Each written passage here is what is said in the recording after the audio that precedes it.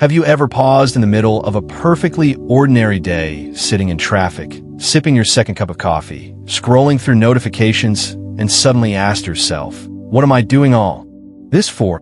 Not in a dramatic, movie trailer kind of way. Not in a midlife crisis meltdown. Just a quiet, unshakable flicker of doubt. A crack in the routine. A pause between pleasures. A moment where all the plans, the pleasures, the metrics, they lose their weight. If you've ever felt that, you're not broken. You're awake.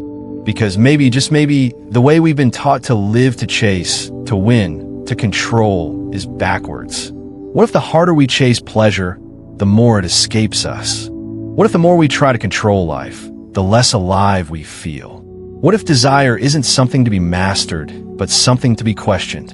In today's video, we're going to explore the paradox that Alan Watts so brilliantly posed, that in our search for fulfillment, we often create the very emptiness we fear. This isn't a how-to video. This is a wake-up video. It's a journey through the loop, the pleasure loop, the control loop, the desire loop, and how to step outside of it. We'll ask uncomfortable questions. We'll unravel the myth that more success, more stuff, more certainty will finally make us whole. So before we begin, I want to invite you to do one thing. Pause. Take a breath. Like this video if you find something that resonates. Share it with someone who might be caught in the same loop. Subscribe to be part of this growing community of seekers, artists, thinkers, and everyday philosophers. And if you'd like to support even further, consider leaving a super thanks. It helps fuel more content like this. May not for clicks, but for connection. Now let's get lost together and maybe, just maybe, find our way back to something real. Have you ever woken up and felt like you were living someone else's life? You open your eyes and look around. The apartment looks like yours. The alarm clock is blaring the same annoying tune you've heard for years. The emails are still piling up in your inbox. But somewhere, in the core of your chest, there's this uncomfortable realization. None of this feels like you. It's like you've walked onto a movie set and everyone expects you to keep playing your role, even Thug. You forgot why you signed up for this script in the first place. This isn't a midlife crisis thing. It happens to 20-year-olds, to fresh graduates, to people who seemingly have their dream job. It even happens to people who have already achieved what they long for. Why? Because most of us never asked, or were never really allowed to ask what we actually want. Alan Watts once asked, "What would you like to do if money were no object?" It's a haunting question, not because it's hard to answer, but because it makes us realize how rarely we've asked it seriously. Why? The very structure of our society, from education to employment to social validation, subtly and sometimes aggressively trains us to desire not what we want, but what's acceptable, what's safe. Why? Consider this. A high school senior, bright and creative, dreams of designing video games. He sketches characters during math class, builds little fantasy maps in his notebook. But his parents insist on something practical, so he studies business. He graduates, lands a marketing job, and starts making decent money. From the outside, he's doing well. But inside, there's this slow erosion of joy. The creativity is gone. The hours are long. The dream he was told to pursue starts to feel like a slow-forming trap. Years pass. He might even forget he once loved to draw. This isn't fiction. It's almost a rite of passage in modern industrialized societies, especially in places where the cost of education is high and return on investment becomes the dominant narrative. How many people choose careers not because they love them, but because they were told they'd be good at them, or because you'll always have a job in this field? The sheer number of students who grad. And here's the catch. The system isn't broken, it's functioning exactly the way it was designed. The modern educational system was built in the image of the industrial era. Efficient, standardized FOC. Used on producing workers who can fit neatly into an economy. It wasn't designed to foster self-awareness, emotional intelligence, or philosophical introspection. Most kids aren't taught to reflect on their desires, passions, or curiosities. They're taught to meet benchmarks, grades, test scores, extracurriculars that look good on a resume. Watts's point isn't just philosophical, it's practical. Because when we chase things that don't truly resonate with us, we burn out. Even if we succeed, especially if we succeed, the reward feels hollow. That's the tragic irony. The better you get at playing a game you never wanted to play, the more trapped you become by your own success. That's what truly feeds her. But she doesn't tell many people about it. Why? Because she still believes that real success is defined by her white coat. It's heartbreaking how often we do this to ourselves. We internalize voices that aren't ours. We confuse safety with meaning. We think being responsible means ignoring what calls to us. Perhaps deep down, we're just afraid. Afraid that they've figured something out we haven't. Afraid they were brave enough to answer the question we've long suppressed. What do I truly want? Of course, this isn't about romanticizing struggle or ignoring economic realities. Money matters. Bills exist. Not everyone can afford to drop everything and follow a dream. But what's never said the cue? Question was easy only that it was essential. You don't have to become a monk. You don't have to abandon your job tomorrow. But you do have to listen. Listen for that faint signal inside that says, why? Remember when you used to love this? Think of someone like Steve Jobs. When he dropped out of college, he took a calligraphy class purely because he loved it. No practical goal, no career strategy. Years later, that seemingly useless Shaun influenced the beautiful typography of the first Mac computers. That's the power of following your curiosity. It creates value in unexpected ways. But our culture rarely rewards this. We've built systems that reward compliance, not curiosity. Metrics, not meaning. We call artists starving, but glorify hedge fund managers who hollow out entire industries. We treat passion as a luxury, something you do on weekends after you've earned it through soul-numbing labor. What if we flip that? What if passion wasn't the reward for success, but the path to it? Alan Watts believed that when we do what we love, when we fully inhabit our calling, we become masters of it. And mastery, over time, creates value. That doesn't mean you'll be famous. It doesn't mean you'll be rich, but it does mean you'll be alive. And aliveness is the one metric that matters. Everything else, status, money, approval, is noise. The tragedy is that we often realize this too late. We spend decades chasing what we think we want, only to find it doesn't satisfy us. And then we panic. Midlife crises, existential dread, the infamous quarter-life burnout. But what if we didn't wait? What if we started asking earlier? I've seen people change careers at 45. I've seen engineers become chefs. Corporate lawyers become teachers. Wall Street analysts become mindfulness coaches. And they all say the same thing. I wish I had done this sooner. Not because it's easier, but because it's truer. So maybe we need to teach kids a different kind of literacy, not just math and grammar, but soul literacy. The ability to ask, what moves me? What am I curious about? What does success feel like to me? Not just to others. And maybe we adults need to re-educate ourselves, too. Not with TED Talks and self-help books, though those can help, but by sitting quietly with the questions we've avoided. By remembering who we before the world told us who to be. Because here's the quiet truth. Life is short. And time spent doing something you hate, just to earn the money to keep doing something you hate, is a form of slow death. So ask yourself seriously, with courage, what would you do if money were no object?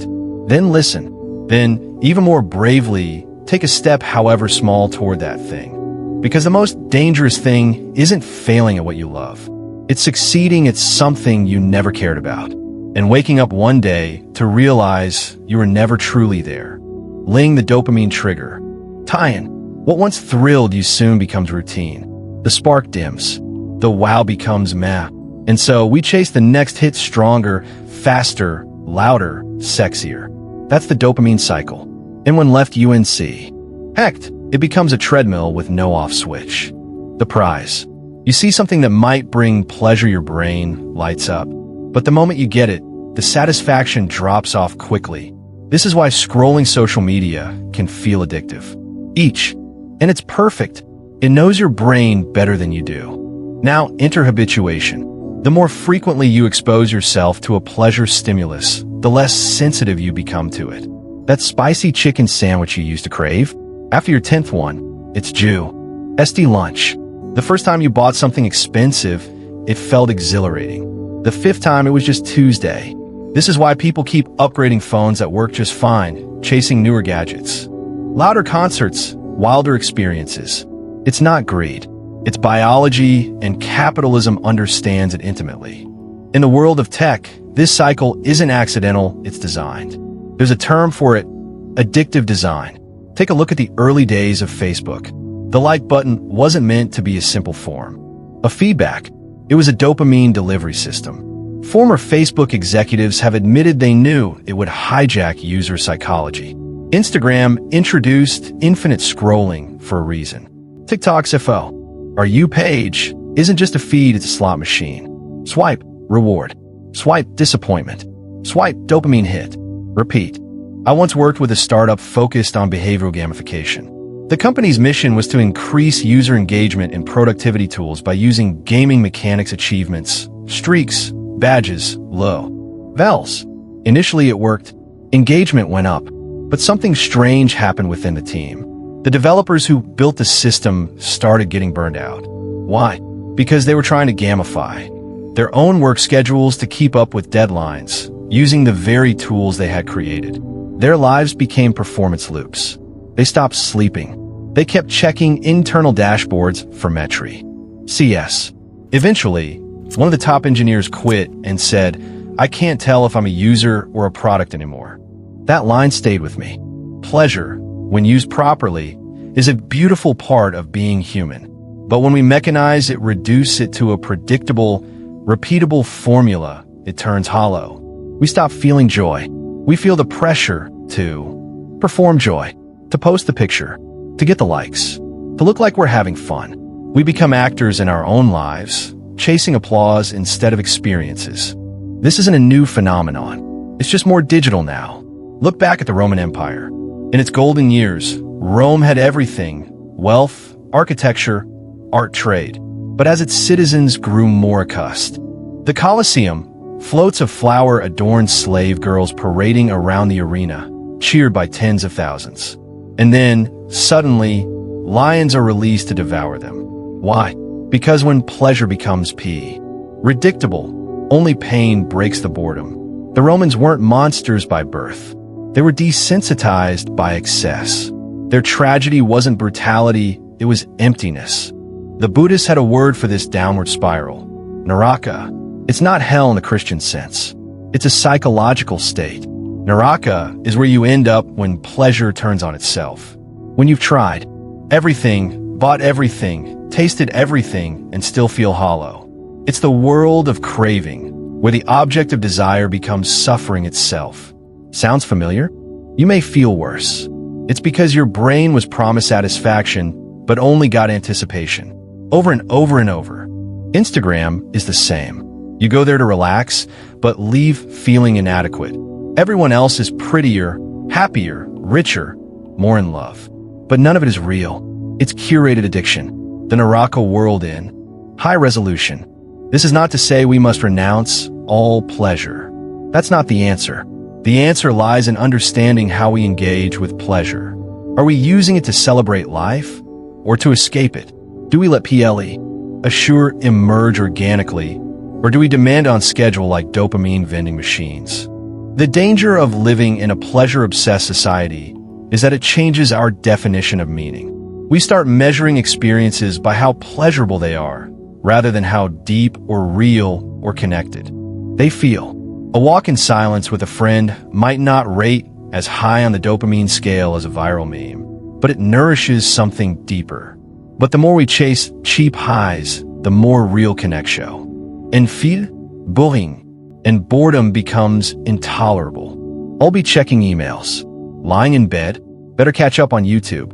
Every empty second must be filled. But this is madness. The nervous system isn't built for constant stimulation. When you remove doubt, the biggest lie we've bought is that more pleasure equals more happiness. It doesn't. In fact, research in neuroscience and psychology increasingly shows that overexposure to stimulation decreases our baseline for joy. You become less responsive to small pleasures. Coffee doesn't taste the same. Music feels flat. Conversations lack spark. You've trained your brain to only respond to extremes and now-e. This is why some people turn to darker forms of stimulation. Why people who have it all sometimes spiral into self-destructive behaviors. The Roman emperors didn't stop at banquets. They wanted blue. Because once you exhaust every form of pleasure, the only remaining thrill is destruction. Modern culture flirts with this too. Look at how some content online becomes more violent, more sexualized, more shocking just to keep attention. Even news cycles become sensationalized. We don't want information. We want outrage. Because outrage is stimulating. Rage is a kind of inverted pleasure. And it's easier to feel angry than to feel empty. So how do we break the cycle? First, we acknowledge that pleasure is not the enemy. Addiction to pleasure is. And that addiction doesn't look like a drug habit. It looks like not being able to sit still without checking your phone. It looks like needing noise every second. It looks like forgetting how to do nothing. Second, we retrain ourselves to find joy in simplicity again, to savor things, to sit with a sunset and not post it, to cook a meal and not photograph it, to read a book and not summarize it, to laugh with a friend and not record it. These aren't grand solutions, they're human ones. Third, we recognize that discomfort is necessary. Growth is uncomfortable. Silence is uncomfortable. But so is chasing pleasure endlessly and never arriving anywhere. Alan Watts said that chasing plea, sure to its limit, leads to pain. And he was right. Because when pleasure becomes an obligation, it becomes labor. And when life becomes labor, you stop living. We've all had that fantasy. The one where everything goes exactly how we want it to. No culps, no delays, non predictable twists. You get the job you want, the people around you behave just as you hope. Your plans unfold neatly. Your emotions stay in check. It's smooth, efficient, controllable. You are, in essence, the director of reality. You say go, and the world obeys. But if we're being honest, and that's the only thing worth being when we talk about control, that vision of perfect control is not a dream. It's a death sentence. Alan Watts once pointed out that the moment the future becomes completely predictable, it is no longer the future. It becomes the past. And what is the past, really, but a lifeless script already acted out, already experienced?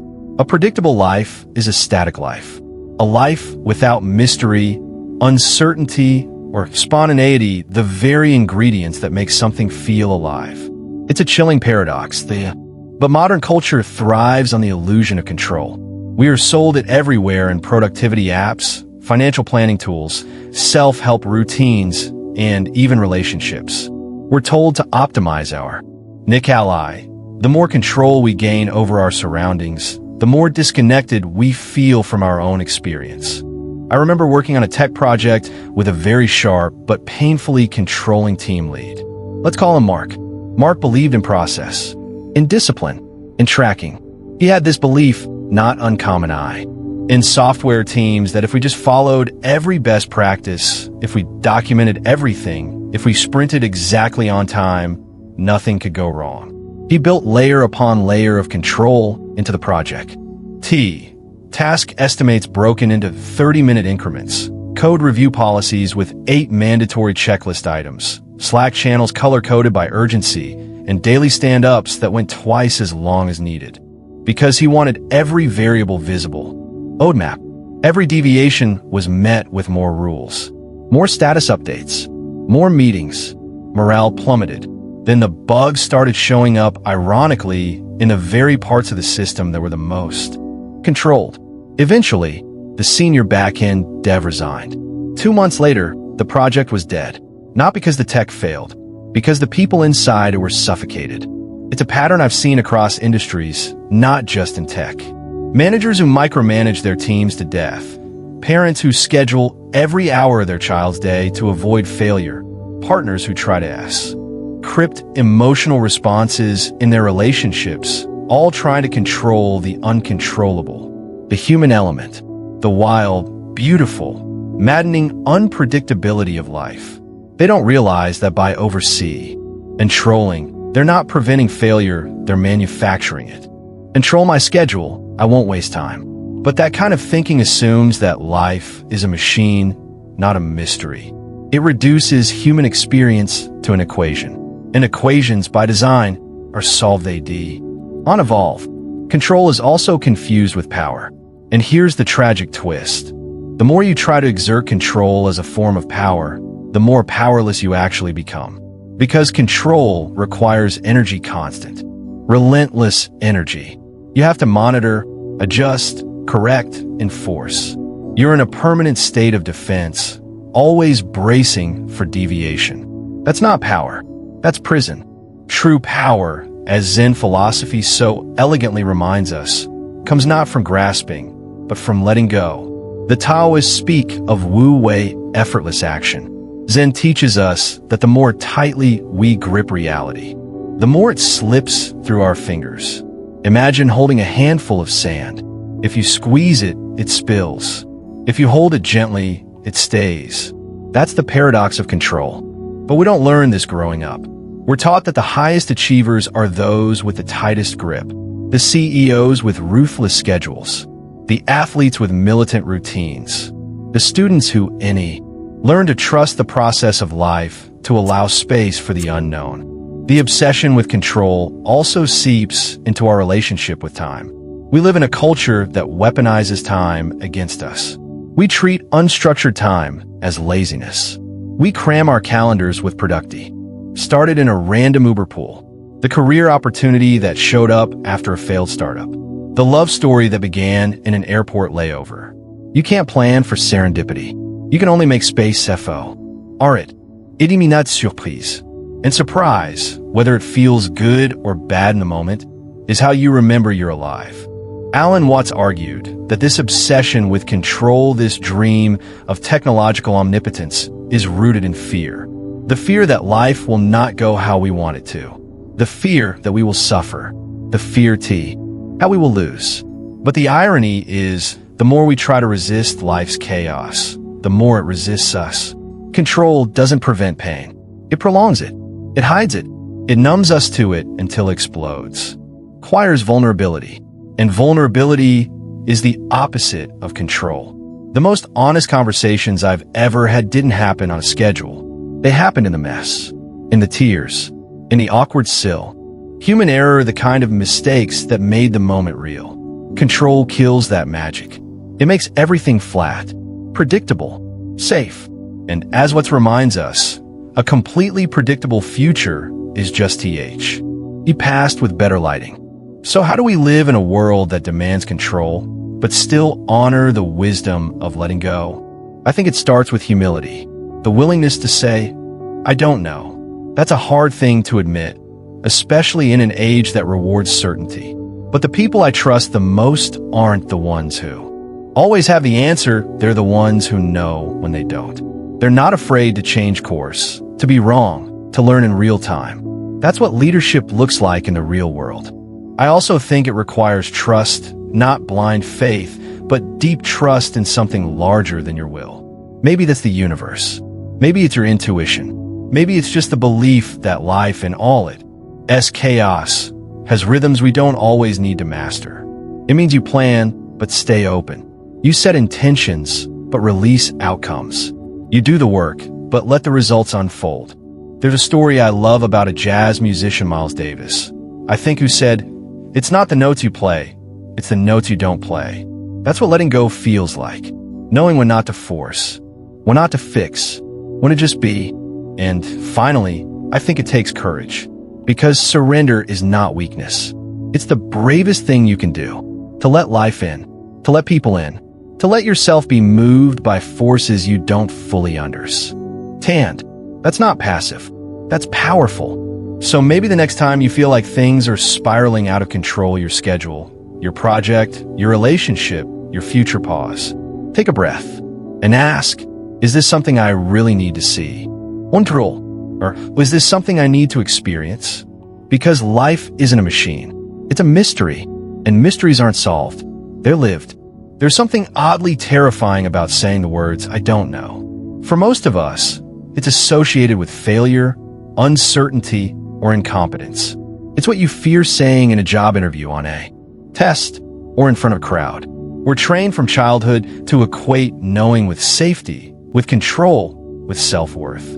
But in Zen and in many ancient philosophical traditions, I don't know isn't a weakness. It's a doorway. It's not the end of understanding. It's the beginning. When the legendary monk Bodhidharma arrived in China and was asked by the emperor, "Who are you?" he famously answered, "I don't know." He wasn't being evasive. He was revealing the truth. The kind of truth that doesn't arrive in neat, tweetable statements. A kind of truth that begins only when all the other answers have been exhausted. It's a statement not of confusion, but of transcendence of SD. Epping beyond categories, beyond identity, beyond ego. It's the unknowing that comes after you've known too much. There are two levels of not knowing, and they couldn't be more different. The first is the surface level, the one we're most familiar with. This is the not knowing of ignorance. It's the state of never, or an absence of reflection. But then there's the second kind, the deeper kind, the kind that comes after you've spent years trying to know. After you've chased definitions, titles, roles, dreams. After you try to squeeze ints with space, with something like I don't know. But this time it's not passive. It's sacred. Yes, that worked. There is satisfaction in the logic, in the structure. I built up a career, earned respect, hit milestones. And then, somewhere in the middle of all that competence, I hit a wall. It was sent burnout. I wasn't tired. I was empty. Product design. I attended conferences, started side projects, networked like crazy. But the more I leveled up, the more I felt like I was acting. Like I was performing a version of myself that no longer. So I stopped. Not dramatically. I didn't quit my job or move to Bali. I just paused. I gave myself space to ask the question I'd been avoiding. If I'm not this, then what am I? The answer didn't come right away. What came instead was silence. Discomfort. Doubt. I started journaling again, something I hadn't done since college. I didn't write with any structure, just free thou. GHDS, like static leaking out of my head. I practiced mindfulness, not in some Instagrammable way, but in the ordinary sense of noticing. The breath, the noise, the stillness, the chaos. I spent more time offline. I stopped trying to brand myself. What emerged over time wasn't a new identity. It was a different relationship to identity altogether. I began to realize that I didn't need to know exactly what I was. That not knowing was a kind of home, a freedom I had never allowed myself to feel. This is what Zen calls beginner's mind, the openness that arises when we stop assuming we know what life is about. It doesn't mean we abandon all reason or knowledge. It means we hold it lightly. Leak, sand in our hands. And this shift isn't just spiritual fluff. It has real-world impact. In my work, I became more creative. I stopped clinging to roadmaps. I started asking better questions. In relationships, I became ore present. I stopped needing to fix or explain or defend. I let conversations breathe. I let people be messy, including myself. It's the opposite of how we're taught to live. We live in a culture obsessed with answers. Think about how we navigate social media. You're rewarded for certainty, for hot takes, for clean narratives. Ambiguity doesn't trend. Nuance doesn't go viral. I don't know gets drowned out by louder voices. In the workplace, too, I don't know is risky. You're expected to have opinions, to lead with confidence, to predict outcomes. But most of the time, we don't really know what we're doing. We're guess. ING. We're adapting. We're human. And when someone has the courage to admit that, it doesn't weaken their authority, it deepens their authenticity. I once worked with a product manager who would begin meetings by saying, here's what we're testing and here's what we don't understand yet. It was one of the most refreshing leadership styles I've ever seen. It invited collaboration. It removed ego. It created space for others to step in with insight because he wasn't monopolizing truth. They're uncertain. I don't know isn't dangerous pretending you do know is. In Buddhism, the idea of no self, anatta, is central. It doesn't mean you don't exist. It means the self isn't a fixed object. It's fluid, impermanent, always becoming. When Bodhidharma said, "I dawn," Tino, he wasn't denying his existence, he was refusing to define it. That's the essence of liberation. You stop being trapped in your own concept of who you are. Sense isn't something we can hold or name. It's not a fixed object. It's emptiness, not in the sense of lack, but of potential, of space. This is incredibly difficult to accept in a world that demands constant self-definition. You're expected to have a 5-year plan, a personal brand, a core message, a dating profile that summarizes yo. And maybe the reason that scares us so much is because we confuse identity with safety. If I know who I am, I can control how others see me. If I can control how others see me, I can protect myself fr. Rejection. But in doing so, we reject ourselves. We flatten our complexity into a digestible version of us. And then we wonder why we feel unseen. I don't know, is how we come back to ourselves. It's how we make room for change, for contradiction, for depth. In practice, cultivating this posture takes work. Journaling helps, not because it provides answers, but because it reveals patterns. It slows your thoughts down to a speed where you can actually hear them. Meditation helps because it teaches you to witness your mind without needing to fix it. Silence helps because in silence, you start to notice what's underneath the noise. But it also requires unlearning, letting go of the need to be impressive, letting go of the fear that if you stop performing certainty, people will stop respecting you. The truth is, they'll respect why. Owe you more if they're worth your time. Honest. They're willing to say, "I used to believe this, but now I'm not so sure." That's strength. And that kind of strength only emerges when we stop resisting the unknown, when we make peace with it, when we realize that "I don't know" isn't a gap to be filled, but a space to be lived. If knowledge is a map, then not knowing is the terrain. It's where the real journey happens. It's where you discover who you are not as a definition, but as a living question. And in that question, in that quiet admission of "I don't know," you find a freedom to become. Again and again.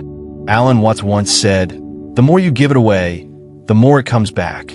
At first glance, that sounds like spiritual poetry, something you'd expect to find on a canvas in a yoga studio or on a Pinterest board next to candlelit sunsets.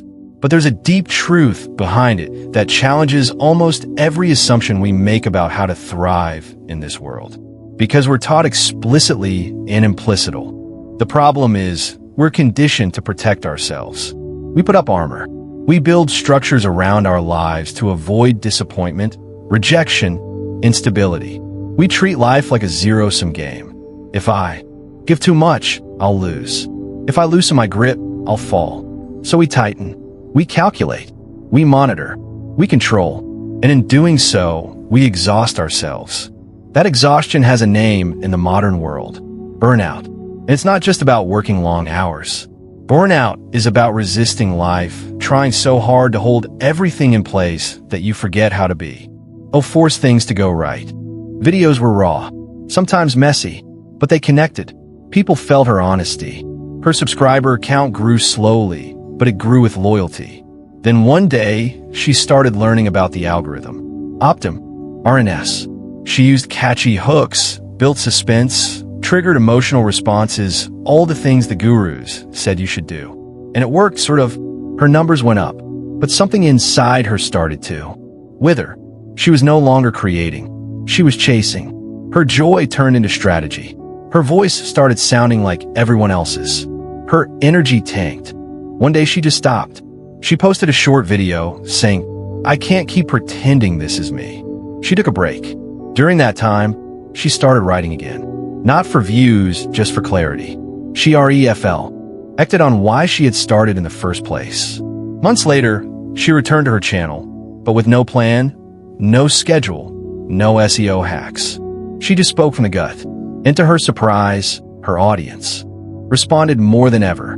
Not because she mastered the system, but because she let it go. Her authenticity became her magnetism. The more she gave away her need for control, the more the energy returned. This isn't just about content creation. The law of paradox: the more you try to possess something, the more it slips away, applies everywhere.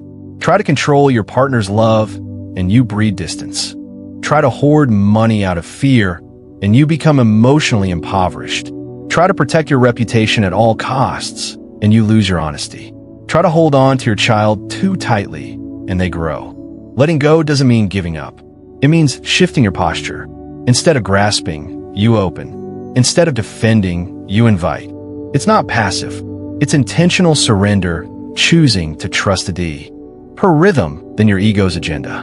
Burnout is what happens when you fight that rhythm too long. When you keep trying to push a boulder uphill because you're afraid of what happens if you stop. You think, if I slow down, I'll fall behind. D, if I say no, I'll miss my chance. If I rest, people will forget me. But when you finally burn out, and almost everyone does, eventually you realize that you weren't carrying your work, your identity, or your relationships. They were carrying you. And the moment you let them breathe, they kept going, maybe even better than before. I didn't trust delegation. I thought letting go was lazy. So I controlled. I tracked. I triple-checked. And for a while, things seemed efficient. But my team didn't grow. They followed orders, but it took one honest feedback session to wake me up. A junior dev said, "I don't feel like I can actually build anything here. It's like we're all just extensions of your mind." That hit me like a punch in the gut. But he was right. I wasn't empowering, I was micromanaging. I started backing off. Not completely, but enough to give them space. To let them fail. To let them surprise me. And surprise me. They did. Ideas got better. Execution improved. Team culture blossomed. And my energy came back. Not because I was doing less, but because I was no longer carrying what wasn't mine. Letting go is not about irresponsibility. It's about trust. Trusting others. Trusting yourself. Trusting that not everything needs to be orchestrated. The truth is, the universe is self-regulating in ways our minds can't comprehend. Gardens grow without being told. Children learn by playing, not by being managed. The best ideas come when you're in the shower, not staring at the cursor. Artists understand this. You can't force inspiration. You show up, you practice, you make space, and something flows through you. Writers call it the muse. Musicians call it the groove. It's not something you control. It's something you collaborate with. The moment you try to dominate it, it vanishes. The same applies to parenting. Try to control your child's every move, and you raise a robot or a rebel. Try to impose your dreams onto them, and you rob them of their own. But give them space to disc over themselves, and they bloom in ways you couldn't have scripted. Boundaries matter, of course, but within those boundaries, letting go is the greatest gift.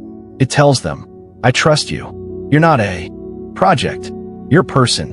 In management, the best leaders aren't the ones barking orders or solving everything. They're the ones who listen, who create psychological safety, who let people grow into their roles instead of CONF, ending them to expectations. They lead from behind when necessary. They step aside without disappearing. And as paradoxical as it sounds, the less they control, the more things flourish. Letting go is also crucial in relationships. We often try to script how others treat us. We want constant affirmation, specific gestures, a particular tone. But love isn't a transaction. It's a field. The more you demand love, the more it resists. But when you give love freely without clinging, it tends to return in kind. Not always, but even when it doesn't, the act of giving nourishes you. It frees you from dependence. It reminds you that love is not something you own. It's something you share. And perhaps the deepest form of letting go is letting go of who you think you are, the identity you've clung to, the role you've performed, the story you've told about what your life is supposed to look. Because those stories, while comforting, can become cages. They limit your imagination. They keep you performing instead of evolving. To grow is to surrender the past version of yourself, even when it's still working. It's scary. Of course it is. The ego wants permanence. It wants control. It wants certainty. But life wants movement. It wants change. And when you let go of who you were, you make room for who you're becoming. That's why letting go isn't weakness. It's power. Not the power of domination, but the power of alignment.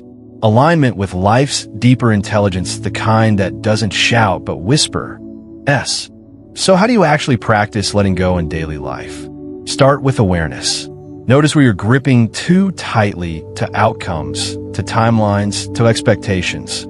Ask yourself, what am I afraid will happen if I release this a little? Often, the fear is less real than we think. Then give something away, not just physically but emotionally. Forgive someone without needing an apology.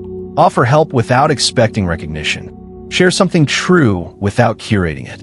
Let someone else be right. Let the meeting go long. Let your kid make a mess. Let your partner vent without solving it. In the end, what was right? The more you give it away, your need to be right, your grip on certainty, your fear of imperfection, the more life gives back. Not always in the ways you expect, but in the ways you need. And when that energy returns, you realize you were never running out of power.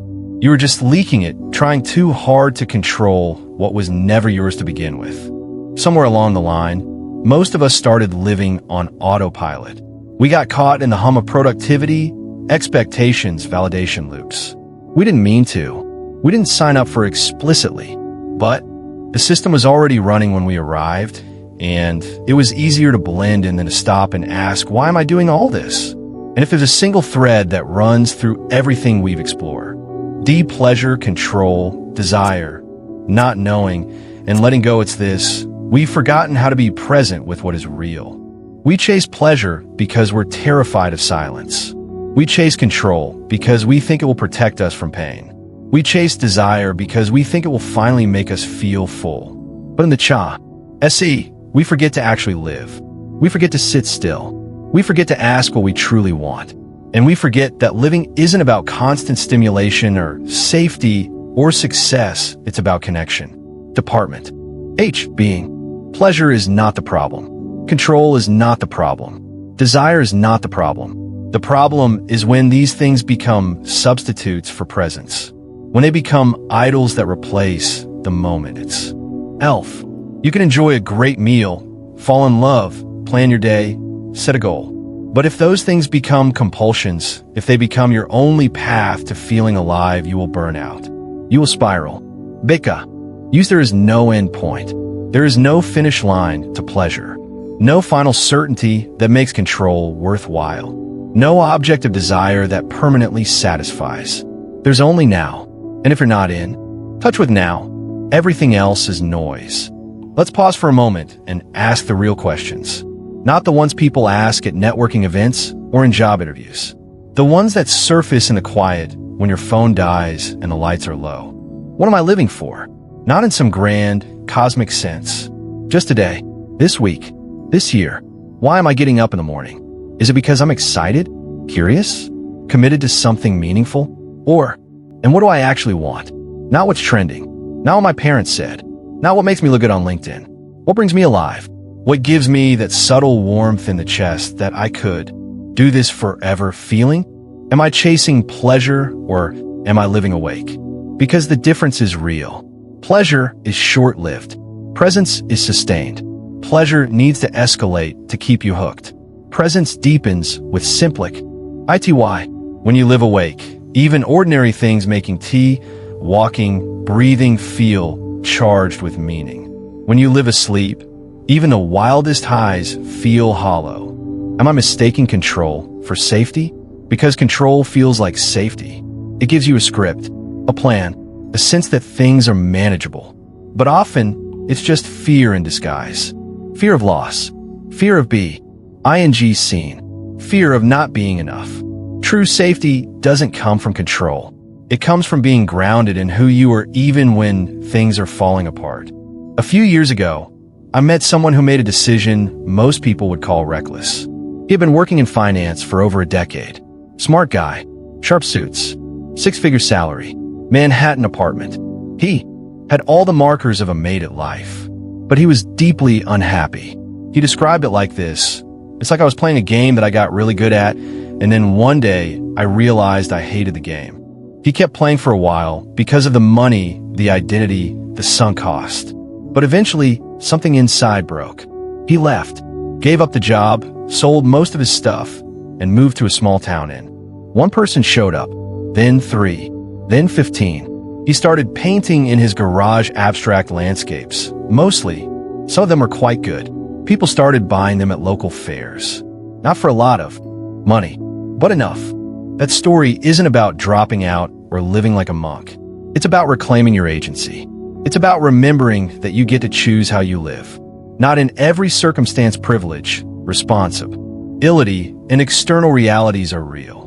But you do have a say in how you relate to your life. Whether you chase or receive, whether you resist or surrender, whether you perform or inhabit. You can live a long life and never show up to a single moment. You can collect trophies, crush goals, gain followers, and still feel like a ghost in your own body. Because quantity means nothing without presence. And presence begins when you stop running. When you stop trying to hack your way into happiness. When you sit still enough to feel the truth. You don't need more. You need less noise. The way back is not dramatic. It's not a 10-step program or a digital detox retreat. It's small, unremarkable, slow. It's closing your laptop and going for a walk. It's deleting the app that keeps you in comparison loops. It's saying no to a project that drains you. It's choosing to speak from the heart, even if it's awkward. It's making things again with your hands, your voice, your soul, even if no one claps. It's sitting with the phrase, I don't know, until it stops scaring you, until it becomes a friend. Because that's where life begins again, at the edge of what you thought you had to be. I don't know is not a failure. It's a return. It's where all real transformation begins. It's the doorway that leads from burnout to breath, from performance to presence. You let go of the script, the character, the plot, and in the stillness, you start to hear something softer, something more honest, the hum of being. That's when you realize, I'm not here to conquer life. I'm here to participate in it. That doesn't mean you stop striving or dreaming. It means you stop striving against yourself. You stop abandoning the present for some idealized future. You stop trading your aliveness for a resume. You realize that joy doesn't come from mastering life. It comes from meeting life over and over as it is, with curiosity, with grace, with wonder. So maybe it's time to start again, not by reinventing your whole life overnight, but by asking a different question. Instead of how do I get more out of life, ask how do I give more of myself to Lee? Faye, start by writing down what you actually want, not what you're supposed to want, not what you think will impress others, not what feels safe, but what your soul whispers when you're not too distracted to hear it. It might be small, unmarketable, non-linear. That's okay. Life isn't a pitch deck. It's a dance. Write it down anyway, and let that be your compass. Because no matter where you've been, no matter how lost you feel, no matter how long you've been running, you can start living today. Not perfectly, but truly. And that's enough. If you've made it this far, first of all, thank you. Not just for watching, but for staying with the discomfort, the paradoxes, the long silences between the words. And along the way, we peeled back a few illusions. We saw how control, our desperate attempt to hold everything together, often ends up suffocating the very life we're trying to protect. We explored how letting go isn't weakness, but strength. How I don't know isn't ignorance, but clarity. How life doesn't ask us to conquer it, just to meet it. And maybe, most radically of all, we remembered something simple. That you don't have to live a long life to live a meaningful one. That's okay. But maybe now, you'll remember a little sooner. Maybe now, you'll pause more often. Maybe now, when the loop starts spinning the dopamine, the performance, the algorithm, the endless pursuit, you'll catch yourself and say, wait, do I have to keep running? Maybe you'll write something down not for content, not for clout, but for clarity. Maybe you'll choose to cook something slowly, to walk without headphones, to say I don't know with peace, not panic, to love without clinging, to work without performing, to live without proving. Maybe you'll remember that life is not a product. It's a process. It's not a brand. It's a becoming. And in that remembering, you'll find yourself again, not as a role, not as a username, but as a pulse, a presence, a person. And if you forget, that's okay too, because life, like breath, like awareness, is always inviting you to return. And you can return now. So if this video moves something in you, not just mentally, but quietly, emotionally, spiritually, want to invite you once again to support this channel in whatever way feels right. Hit that like button. It helps us reach others caught in the same storm. Share this video with a friend who's been running too long. Subscribe if you want more videos that go beneath the surface. And if you'd like to support the deeper work we're doing here, leave a super thanks. Your generosity helps this stay ad-free, algorithm resilient, and soul first.